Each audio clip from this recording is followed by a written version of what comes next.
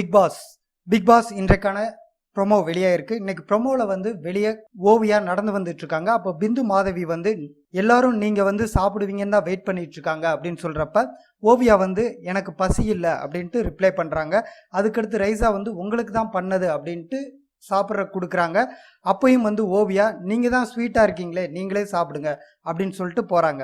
அதுக்கடுத்து டைனிங் ஹாலில் காயத்ரி கணேஷ் உட்காந்துருக்காங்க. ஆப்போசிட்ல பிந்து மாதவியும் இன்னொரு ஆப்போசிட்ல ஓவியாவும் நிற்கிறாங்க.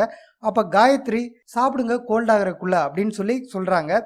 அதுக்கு ஓவியா ரொம்ப கேர்லாம் எடுத்துக்க வேணாம், என் அம்மா வந்து இருக்காங்க அப்படின்ட்டு சொல்றாங்க. அதுக்கடுத்து சக்தி பேசுனதை காட்டுறாங்க. சக்தி என்ன சொல்றாருன்னா, ஒரு பர்சனால 8 பேரோட நிம்மதி கெட்டு போச்சு, தூக்கம் கெட்டு போச்சு அப்படின்னு சொல்றாரு.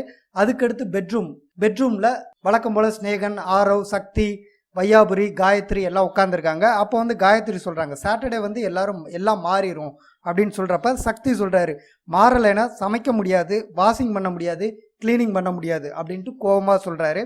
அதுக்கடுத்து ஓவியாவை காட்டுறாங்க. ஓவியா பிக் பாஸ் கிட்ட நீங்க கால் பண்ணலைன்னா நான் சாப்பிட மாட்டேன் அப்படிங்கிற மாதிரி இன்னைக்கு ப்ரோமோ வெளியிட்டிருக்காங்க. இந்த ப்ரோமோ மூலம் ஒன்று நல்லா புரியுது, ஓவியா வந்து எமோஷ்னலாக ரொம்பவே பாதிக்கப்பட்டாங்க. பெண்கள் வந்து கடைசியாக பயன்படுத்தக்கூடிய ஆயுதம் என்னன்னா சாப்பிடாம இருக்கிறது. அந்த ஆயுதத்தை இன்னைக்கு வந்து ஓவியா பயன்படுத்தியிருக்காங்க.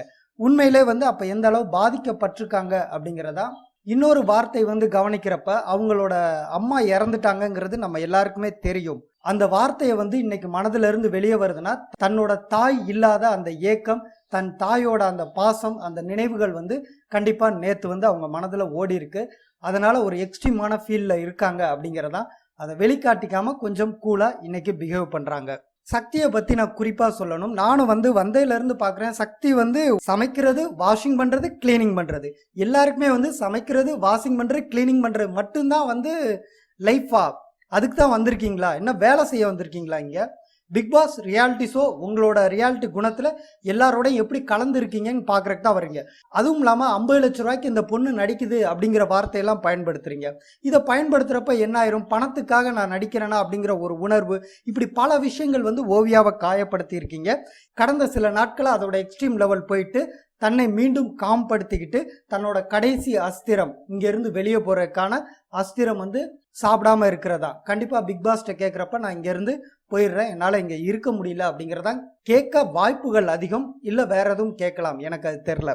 எல்லாருமே வந்து ஒரு வேலையை வந்து சொன்னவொடனே செய்யணும் அப்படின்னா இங்க என்ன வேலைக்காரியாவா வந்திருக்கும்? ஒரு ஃபேமிலியா இருக்கும், அவங்கவுங்க கம்ஃபர்ட் டைம்ல வந்து பண்ண போறாங்க. இப்போ ஓவியா வந்து சமைக்கலேனோ கிளீன் பண்ணலேனோ எதுவுமே சொல்ல முடியாது.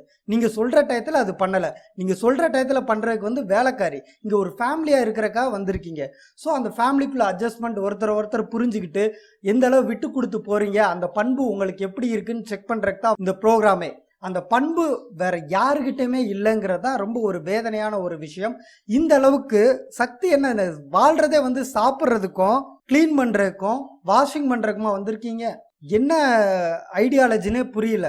ஓகே, இன்னைக்கு ப்ரோமோ வந்து பாக்குறப்ப ஒரே ஒரு விஷயம் நல்லா புரிஞ்சுக்க முடியுது. ஓவியா தன்னோட கடைசி அஸ்திரத்தை எடுத்திருக்காங்க, உண்ணா விரதம். இதுக்கப்புறம் பிக் பாஸ் எப்படி வந்து கன்வின்ஸ் பண்றாரு அப்படிங்கிறத பார்ப்போம்.